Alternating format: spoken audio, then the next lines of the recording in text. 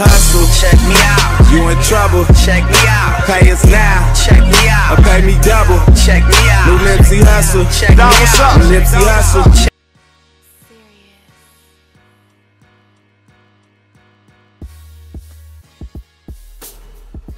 How's it going? It's your boy Lightning Joe, back with another vid for you. So this time, thought I'd give you a story time about how I fell in love with cannabis.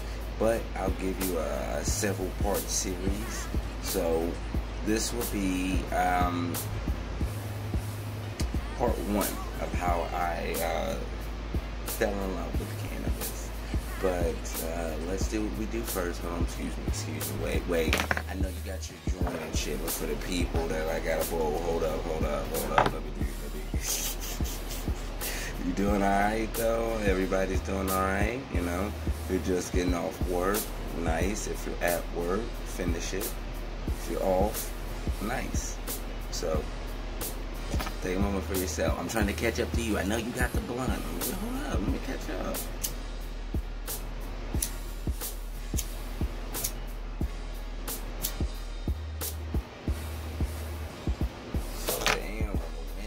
Like your lighter.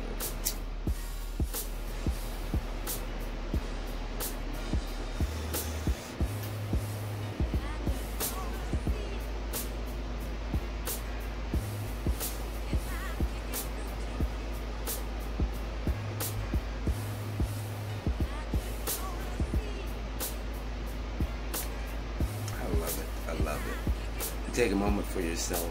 So the first time I fell in love with cannabis had to be when I got my first sack. I know I made a story about my first time smoking, but this was my first sack and my first time smoking by myself, and I really got to experience, and I really got to sit back and enjoy, right? And so I went and got the sack from the dude that we got. And everybody was like, you got bud? I was like, nah. They're like, nah, bro, we know you went to the thing. We know you got bud. I hate niggas like that. That, like, when they know you got bud, they just want to fucking hit your shit. No, bro, don't be a hoe. Let me tap your head. I'm like, bro, I wasn't even finna smoke now, which I didn't. I wanted to smoke, like, I wanted to smoke about 11. Like, yeah. I wanted to smoke about 10:30 to 11:30. I live right next to a giant soccer field, so I could sit in the center with my music, or watch whatever YouTube video, smoke a little bit in the pipe, you know, wash my hands, you know, put some, you know, mouthwash, brush my teeth, everything, you know, change my clothes, all of that. So yeah, I was able to get out there, and I was kind of like creeped out. Excuse me. Yeah, like I said, I was kind of creeped out because I was just by myself, you know. And I was already high, so you know the paranoia obviously kicks in. But so yeah, I was already high, so I finally got out there, got everything set up. I had a grinder, so I had it, you know, nice and grinding. I was like, I'm doing it, you know. Like, this was my first, you know, time doing it by myself. So this was like, okay, now I can see if I like this, if this is what it is, if this is, you know, something I'd be willing to do or consider. So I just smoked like 2 bowls, like 2 nice fat bowls, because I only picked up 2 grams. So I just smoked 2 nice bowls, maybe like a 0.7, 0.8 in total. So I probably had like a 1.2 left. I had a nice little sack left. That's what's that little sack. But take another moment for yourself.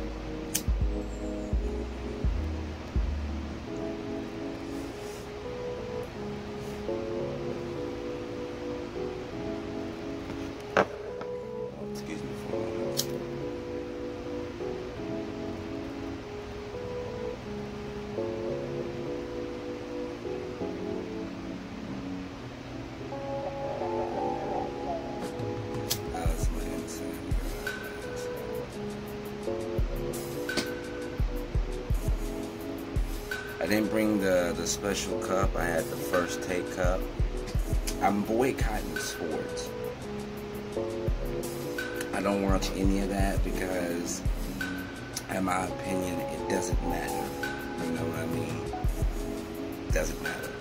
And I feel like it's rigged anyway. Come on now. Let's be honest.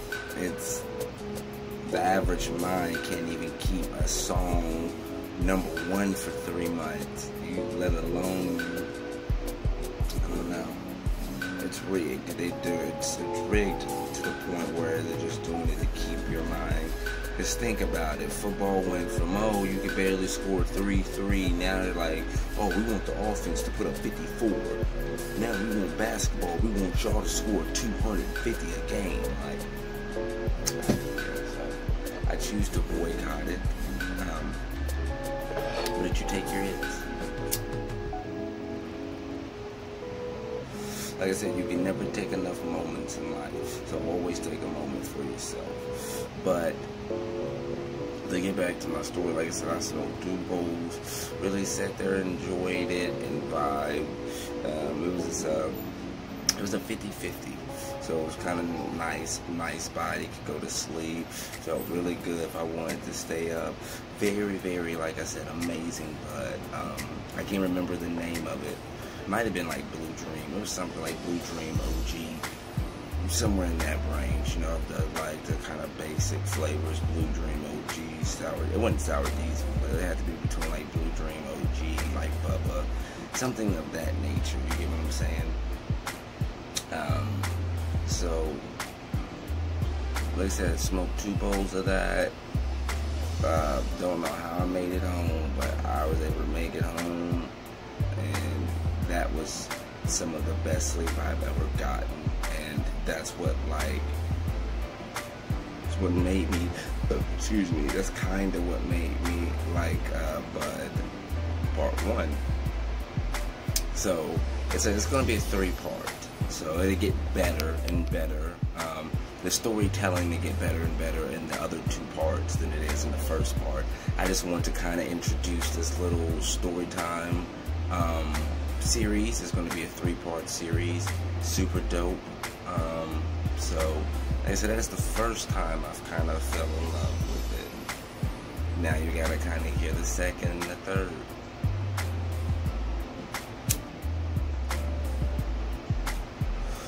Take another moment for yourself.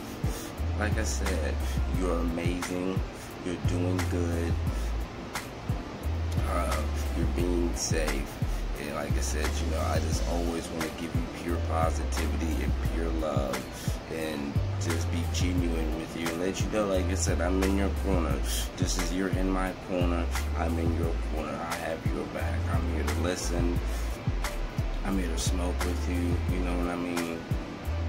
We're a tribe. You know what I mean? We move as one. We work as one. That's how we accomplish what we want to accomplish. Outside of our individual goals, you know what I'm saying?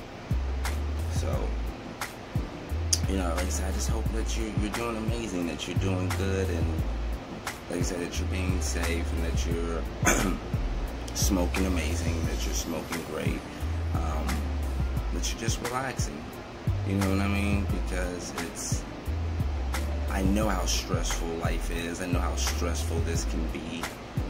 So you need to take a moment for yourself, even if it's a walk, a hit. Please just don't pick up alcohol, don't pick up no crack, no cocaine. Just find a positive alternative for what you're trying to do. You know what I mean? Like, find a way that you can get to where you want to get to safely. Not only for yourself, but everybody around you. Because I feel like after several drunk driving cases, we should have put a ban on something. I'm sorry, like, don't get me wrong, like, hey, you can shorten up the time you can buy it. Shorten up the time, you know, your drink limit. Like, hey, you can only, and that's my whole thing. Why don't you have a drink limit when you go to a bar? Like, hey, bro, you can only have 2 because you still have to drive home. Why don't they take your keys, saying, hey bro, we'll call you a Lyft, hand the Lyft driver your keys. But you are not, you know what I mean? Like, I feel like the bar should be accountable. The people that are allowing you to come over are accountable, and also you're accountable.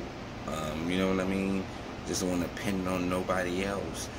But we need to do a lot better on that alcohol. You know what I mean? Like, don't get me wrong, I understand it's good with the meal, social every once in a while. Hey, like I said, I'll even have a drink, you know, just in a function, and I'm fine. But I don't need the 4, 5, 6. I don't need a beer.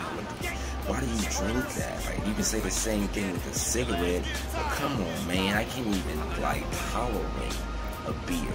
I will drink a beer just to kill cotton out and then spit it right out, and even then, we just gotta do better. It's not good for you, and every time you turn the TV on, every time you're just talking about stuff. So just be safe, like I said, to the next smoke sesh, or excuse me, to the next story time. I'll see you later.